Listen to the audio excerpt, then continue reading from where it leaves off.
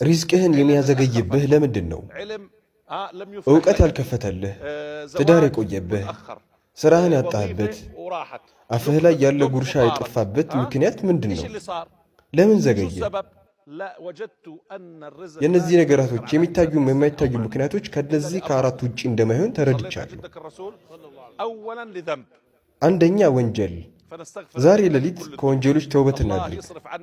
አላህ ሲሳይን የሚነጥቁ፣ ጸጋዎችን የሚከለክሉ፣ ጸጸትን የሚያወርሱ፣ በሽታን የሚያመጡ እንዲሁም ህመምን የሚያራዝም ወንጀሎችን ያስወግድልን። አላህ ለሚያውቅብን ወንጀሎቻችን አላህ እንደሚወደው ወደ እርሱ ተመልሰናል። ስማ መሐሪው ጌታ የማረ ጊዜ፣ ስማ መሐሪው ጌታ የማረ ጊዜ የሰማዩን ዝናብ ያንቧቧላችኋል። ምንም ነገር ሲቸግር አስተግፊሩላህ በል። ሲሳዮች በወንጀል ምክንያት ይዘገያሉ።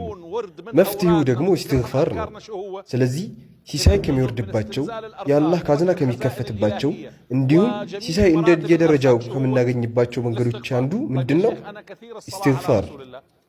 እሺ ያ ሼኽ እኔ ሰሏት ማብዛት ነው የምፈልገው ልትል ትችላለህ። እንደዛ ከሆነ ይህ ዚክር ሁለቱንም የያዘ ነው። ይህ ኢስቲግፋሩም ይገባል። እሺ ሪዝቅ የሚያዘገየው ሁለተኛው ሰበብ ምንድን ነው? የሰው አይን። እኔ ተውበት አድርጌ በጌቴና በእኔ መካከል ያለን ግንኙነት አስተካክዬ የሰው አይን ሲሳይ ሊያዘገይብኝ ይችላል። ረሱል ሰለላሁ ዐለይሂ ወሰለም እንዲህ ይላሉ፣ የሰው አይን ያለ ነገር ነው። በሌላ ሐዲስ የሰው አይን ሰውን ቀብር ውስጥ ግመልን ድስት ውስጥ ይከታል ይሉናል። ቀብር ውስጥ ይከቷል ማለት ምን ማለት ነው? ይሞታል ሊሆን ይችላል፣ ግን በህይወት እየኖረ ይሞታል ማለትንም ያስይዛል። አንድ ወንድም መጣና ያ ሼኽ እኔ ሁሌ በህይወቴ ወደ ኋላ እንዳልኩኝ ነው አለኝ። እኔም ኢስቲግፋር አድርግ አልኩት። ወላሂ በየቀኑ ኢስቲግፋር ጀምሮ ሚሊዮነር ሊሆን ተቃረበ። እንዲህም አለኝ፣ ያ ሼኽ በህልሜ አሳ ይዤ ተመለከትኩኝ። አላሁ አክበር፣ በህልም አሳ ማለት እኮ ፈጣንና ትልቅ ሲሳይ ማለት ነው አልኩት። ነገር ግን እኮ ማቀዝቀዣ ውስጥ ነው ያየሁት አለኝ። ታዲያ ይህማ የደረቀ ሲሳይ ነው አልኩት። ሲሳይ የደረቀበት ምክንያቱን አጣራ አልኩት። ላኢላሃ ኢለላህ የሰው አይን ነው። እንዴት ልትል ትችላለህ? ኧረ እኔ እኮ ቀንም ሌሊትም ኢስቲግፋር አድርጋለሁ፣ የእረፍት ስሜትም ይሰማኛል። ነገራቶች ግን ጥሩ አይደሉም። የሰው አይን እንዳይባል የጀማዓ ዚክሮች ላይ ይሳተፋለሁ። ታዲያ ችግሩ ምንድን ነው?